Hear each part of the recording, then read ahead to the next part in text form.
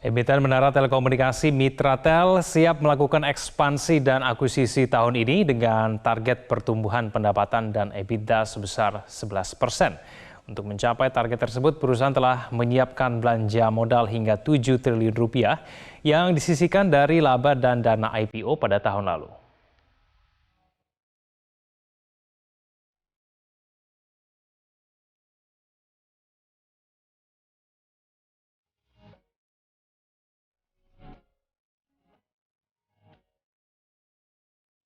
Meski sudah tercatat sebagai pemilik menara telekomunikasi terbanyak di Asia Tenggara, PT Daya Mitra Telekomunikasi Tbk yang lebih dikenal dengan Mitratel terus melakukan ekspansi dan akuisisi.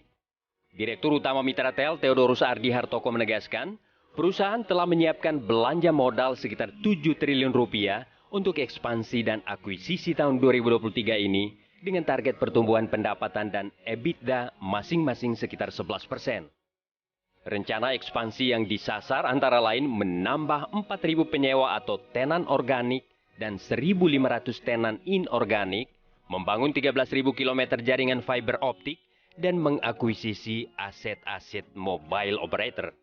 Menurut Hartoko, rencana ekspansi 2023 pasti bisa dicapai karena ditopang kepemilikan aset menara yang besar, kinerja perusahaan yang sangat solid, dan peluang bisnis yang masih terbuka lebar. Di Indonesia ini roll out ataupun order baru yang diperebutkan antara satu operator atau satu tower provider dengan tower provider yang lain itu sangat ketat. Posisi kami ini menguasai 40%. Jadi kalau ada opportunity 100, sudah pasti 40-nya ada di kita. Nah, ini menunjukkan apa sebenarnya? Kepercayaan para customer, kepercayaan para tenan kami itu sangat besar. Market size tahun ini pun cukup besar. Dan kita berusaha untuk memperoleh market share yang cukup karena kita melihat kepercayaan mereka terhadap Mitratel dalam hal ini disupport oleh Telkom Group itu tinggi gitu ya dari pasar. Jadi ini akan kita lihat bisnis adjacent terutama yang fiber akan menjadi revenue baru di tahun ini. Tahun 2022 lalu, Mitratel membangun 10.629 km fiber optik serta mengakuisisi lebih dari 6.000 menara dan 6.012 km fiber optik inorganik. Penambahan tenan ikut menopang pertumbuhan pendapatan Mitratel tahun lalu sebesar 12,5% menjadi 7,73 triliun rupiah dan laba bersih yang tumbuh 29,3% menjadi 1,78 triliun rupiah. Dengan 58% menara di luar Jawa, Mitratel yakin memiliki prospek pertumbuhan bisnis yang bagus ke depan. Posisi kas tanah kas kita di akhir tahun 2022 gitu ya, jadi cash on hand kita itu ada di level sekitar 6 triliun kas dan setara kas.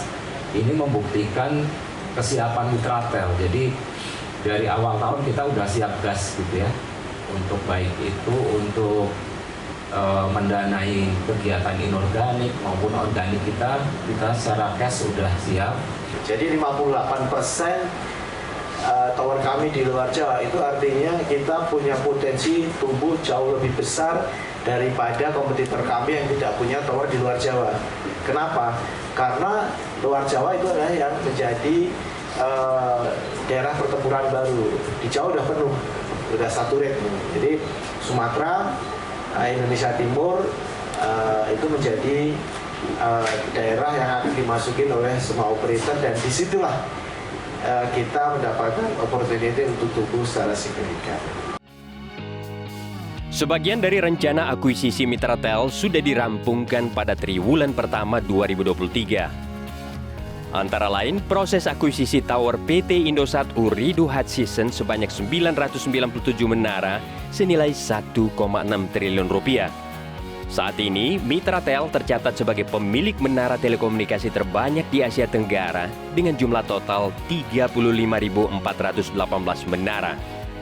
Dari Ubud, Bali, Robert Parus melaporkan untuk Media Group News.